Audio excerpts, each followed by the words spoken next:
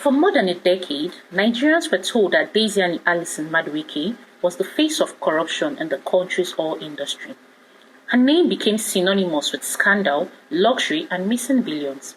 Yet, in June 2026, after years of investigations, allegations, headlines, and public condemnation, a court in the United Kingdom found her not guilty on all bribery charges.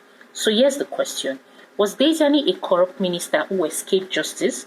Or was she the victim of powerful interests determined to destroy her reputation? And if the latter is even remotely possible, could the same forces have targeted other Nigerian reformers such as Ngozi Okonjo-Iweala and Dora Akunleye? I was the first female to enter this sort of position as a petroleum minister and as head of OPEC in a very misogynistic society. And I think that being such a low-hanging fruit in terms of the opposition and what they were throwing, the accusations they were throwing at me throughout that period, and also the things that I had tried to put in place in terms of pushing back corruption and fighting corruption in the oil sector, which had not gone down well with many of the cabals in the sector at all. Before the allegations, Diezani was widely regarded as a trailblazer.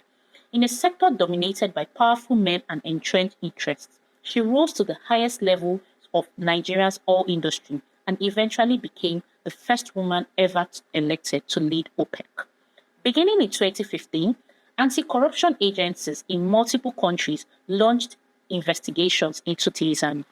Prosecutors alleged that she received luxury benefits from individuals connected to companies seeking oil contracts in Nigeria. The accusations painted a picture of extravagant spending, luxury parties, and preferential treatment. For years, many Nigerians assumed the case was already settled in the court of public opinion. But courtrooms operate differently from public opinion. Allegations must be proven, evidence must withstand scrutiny. And after a lengthy trial in London, prosecutors failed to convince the jury beyond reasonable doubt. In June 2026, Diezani was acquitted on every charge. I'm just thankful to God. It's been a very, very arduous and long, almost 11 years.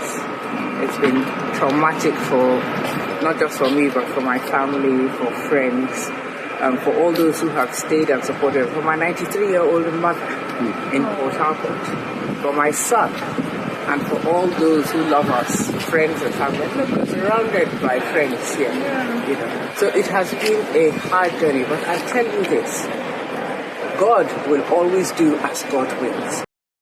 Throughout the trial, Diezani maintained that she never solicited or accepted bribes and argued that she had attempted to push back against corruption within the system. Following her acquittal, Diezani argued that the years-long prosecution had destroyed her reputation and personal integrity. She also suggested that powerful interests within Nigeria wanted her removed because she was disrupting established networks in the oil sector. According to her, she became a target not because she was corrupt, but because she challenged corruption. Whether those claims are true remain a matter of debate. But history shows that powerful reformers often attract powerful enemies. Consider Ngozi Okonjo-Iweala. During her time as Nigeria's finance minister, she pushed for transparency, subsidy, reforms, and tighter financial control. She faced intense political opposition. Her family became targets. Her mother was even kidnapped in a case many believed was linked to her anti-corruption efforts.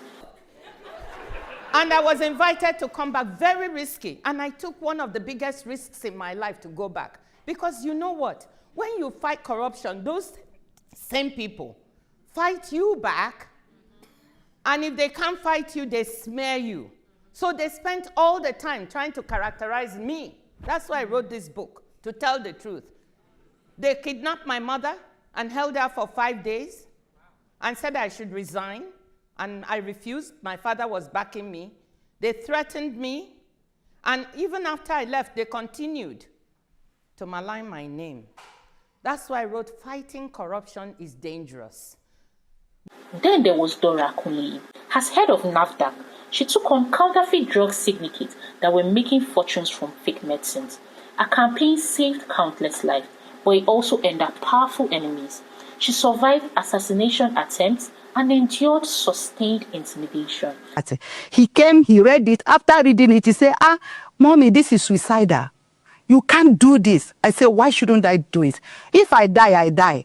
He said that our job is on the line. I say, if our democracy collapses, you will still lose your job. So I went and presented it that morning. And after I distributed the papers, some of them read it quickly. The secretary to government said, no, retrieve these papers. Some people started abusing me. I was Minister of Information. I found myself in an awkward position. I was the person that would relay the lies to the public. And I got to a point where I said I would no longer do that. Madam. And I was relieved after that memo. I was able to sleep again. Yeah. Diezani Alison-Madueke's acquittal does not automatically prove she was a hero.